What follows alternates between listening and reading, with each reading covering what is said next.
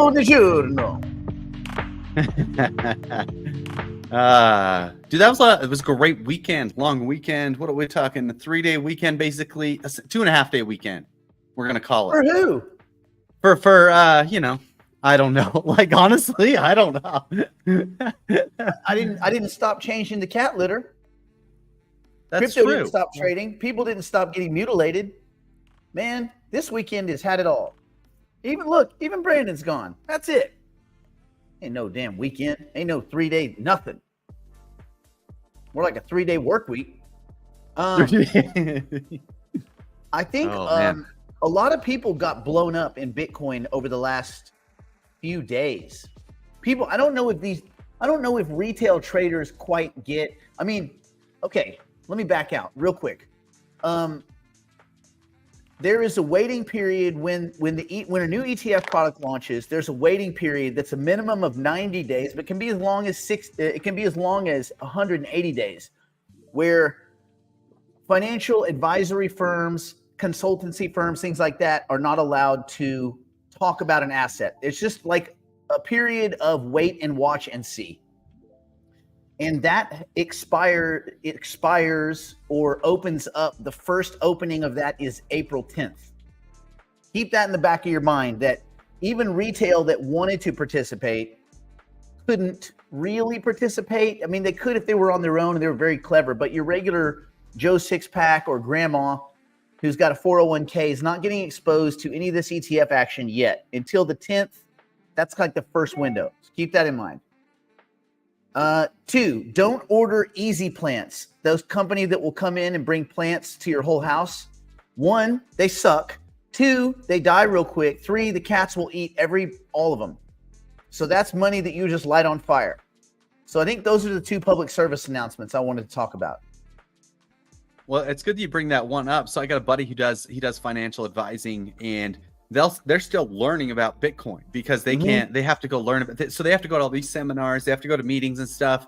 They can't just flippantly, as soon as the green light happened on January 11th, they can't flippantly just say, hey, we got Bitcoin for sale. They got to learn about it, become educated as far as their firm says they're educated. And then just like you said, 90 days is the minimum for a lot of those products to be sold. So the people buying the ETFs right now are basically institutional buyers that can buy it without that education. They're kind of like the retail early adopters versus the mainstreaming of retail. I had a guy tell me yesterday, he's like, dude, my buddy, he's at an investment firm and he's telling me my buddy is doing day trading and he's got all these tools. Dude, he's making like 10% a day. I said, no, he's not. He's like, no, he's doing really good. I'm like, no, he's not. He's like, what do you mean? 10% a day. If you did that doubles every 7 days. So it doubles every 7 days. And then basically, 100 days, you'd be a trillionaire. Yeah. Like I said, because math. And I took him through like 3 weeks of that. And he's like, oh yeah. I was like, so does your buddy own Hollywood? Like all of it? All of Hollywood? He's like, no.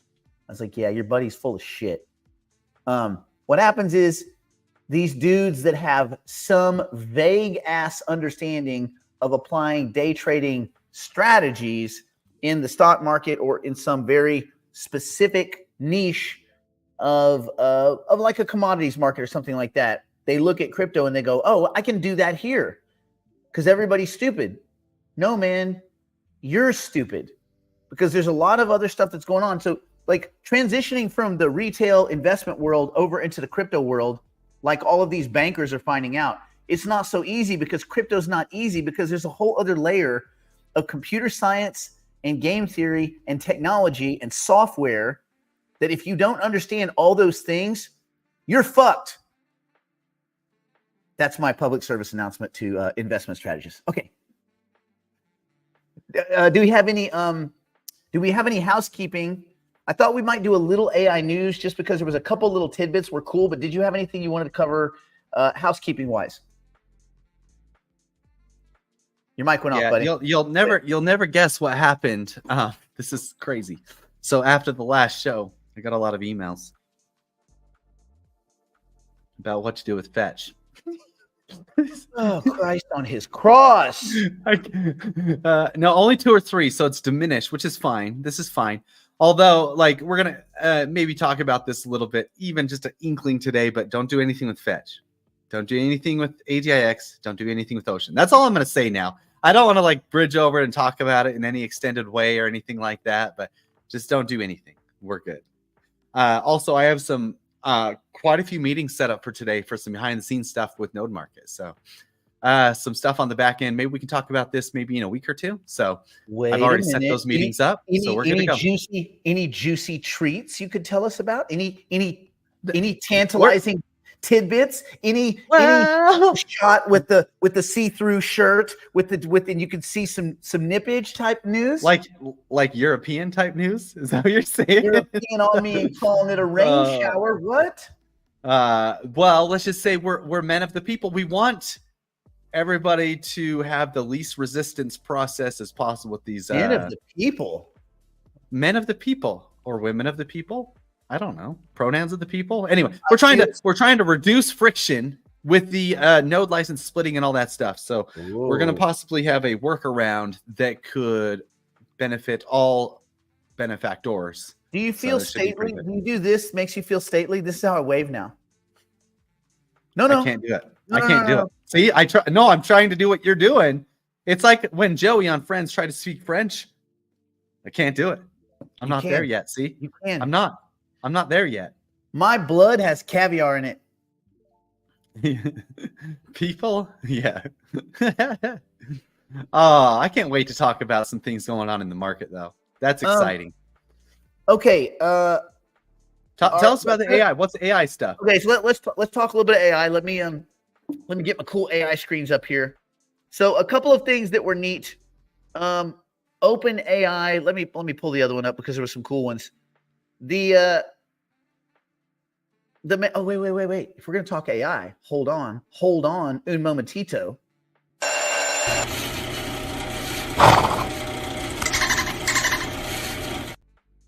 Okay, here's what's going down. There is some cool AI news, and part of it is, one, there is a voice cloning tool that OpenAI has been using since 2022. They've been testing it. Remember, before they even unwrapped ChatGPT.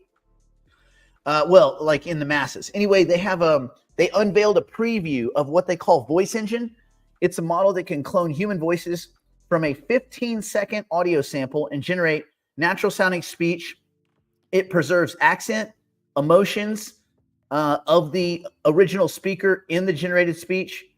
Voice Engine is currently being tested, but it's a small group of like trusted partners, which like that means the CIA, including an AI startup called HeyGen. OpenAI has implemented safety measures like watermarking and proactive monitoring to prevent misuse, right? Because everyone gives a shit about watermarking when they're just listening to something on their phone.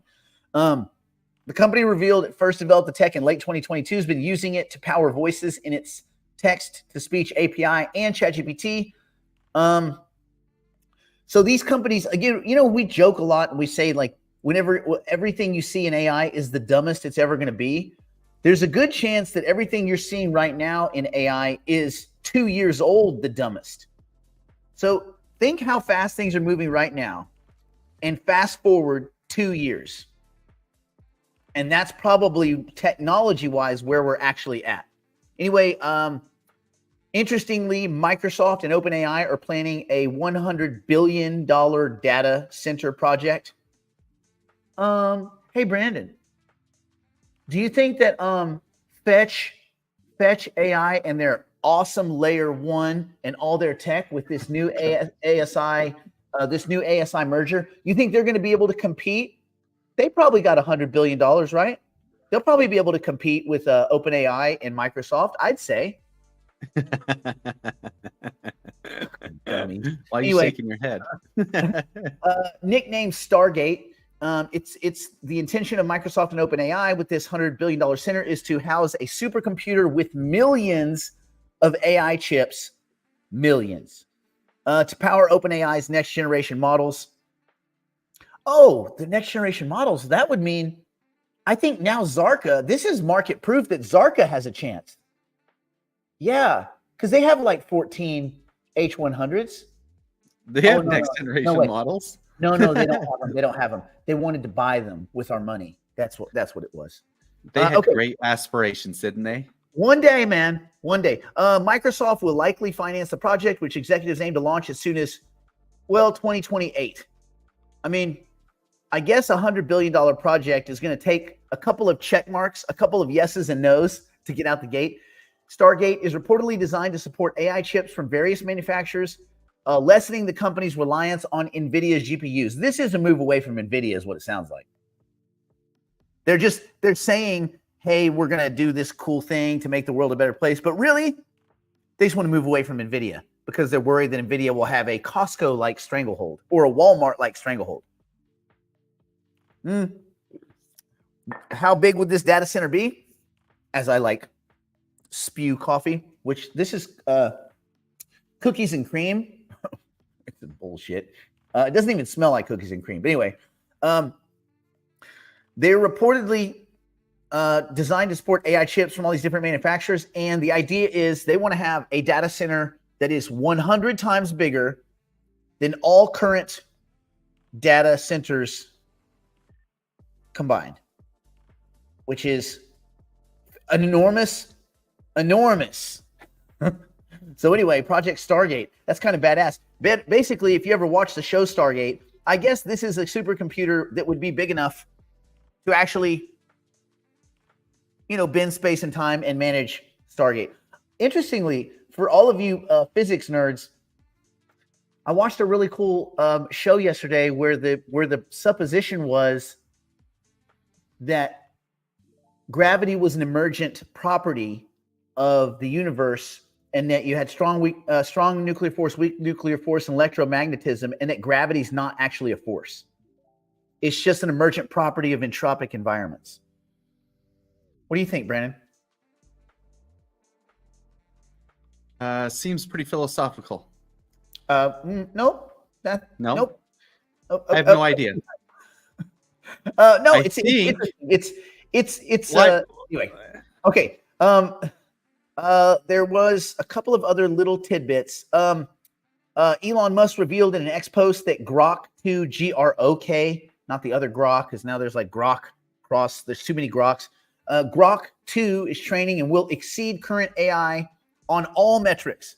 He's like Donald Trump. It's going to be the best AI. It's going to be the biggest AI. It'll be better than all AI. Like, bro, but Grok 1 is not better than. I don't know if Grok 2 will be better than Grok 1. Maybe he meant all of his AI on his cell phone. Anyway, Andrew Ng, founder of Deep Learning AI, spoke at Sequoia Capital's AI Ascent meetup, revealing that GPT 3.5 outperforms GPT 4 through an agentic workflow. Cool. OpenAI's quietly updated an article showing a DALL-E 3 editor interface. Those of you who enjoy using DALL-E 3, DALL-E on GPT to make art images, which I love. It allows users to edit images directly in the chat by selecting an area of the image and prompting changes. Kind of like everything that Adobe Photoshop does that made Photoshop unique is now just another feature. We talked about this, didn't we? The featureization of all these companies. Didn't we talk about this a while back? How each one's going to be sucked up into one huge multi-level enterprise that is basically OpenAI. You can have this amazing company that you built for 10 years and OpenAI just releases it as a button. It's like, oh, this is what you do, you and your 700 employees? Yep, now it's a button. Now it's a button on your laptop, on your phone. It's a button on your phone. Anyway, Japan and the US are reported to announce closer cooperation in AI and semiconductors in a joint statement when Prime Minister Fumio Kishida meets with President Joe Biden next month, and everyone's hoping that Biden will be awake. Google DeepMind CEO Demis Hassabis has been awarded a knighthood in the UK for services to artificial intelligence. Imagine if you were a knight, like you're a knight or a dame, is that what they call it? Or a lady or whatever they call it in England. And then this guy just comes along. Nerding on AI. You're like, this bastard got one for being a computer nerd. That goes against all of my my upper My crust bravery. bloodline. I killed a dragon. I killed all the dragons. I purged the earth.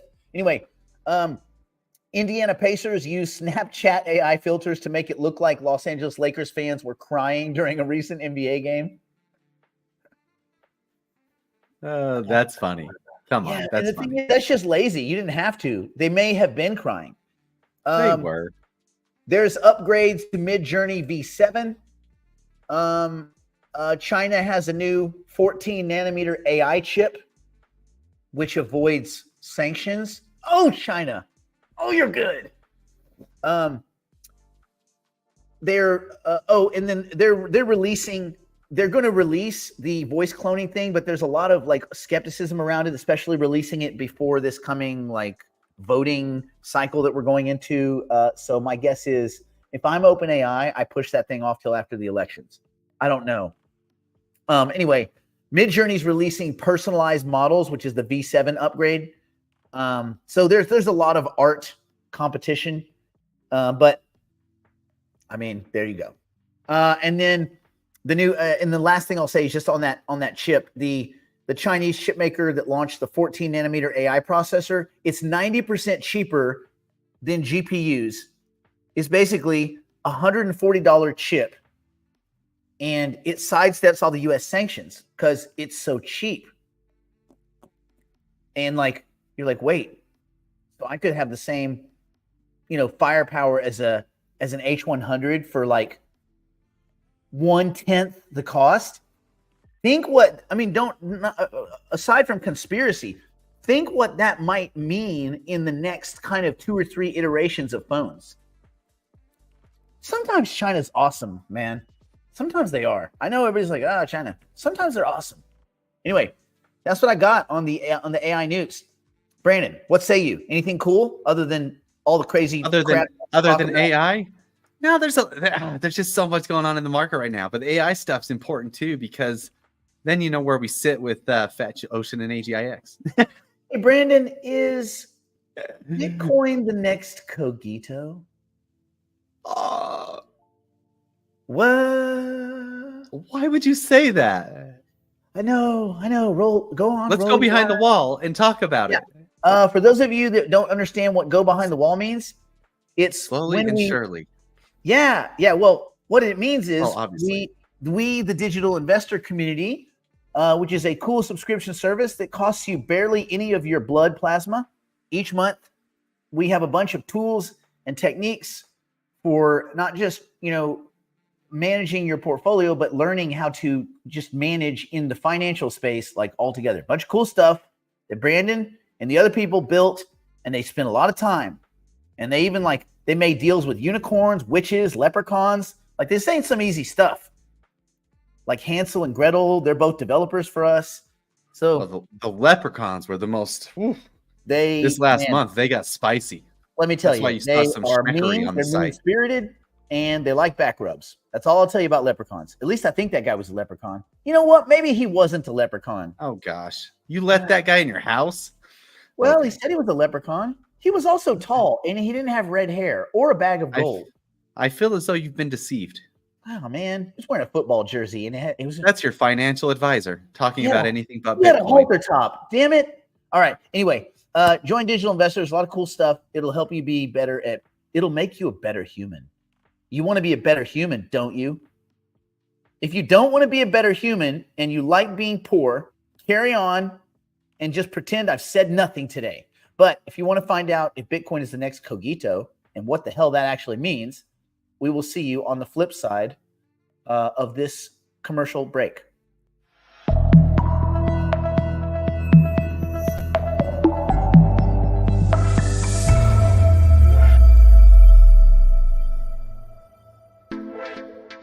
Gonna go slow. So slow. So unimaginably slow. Can't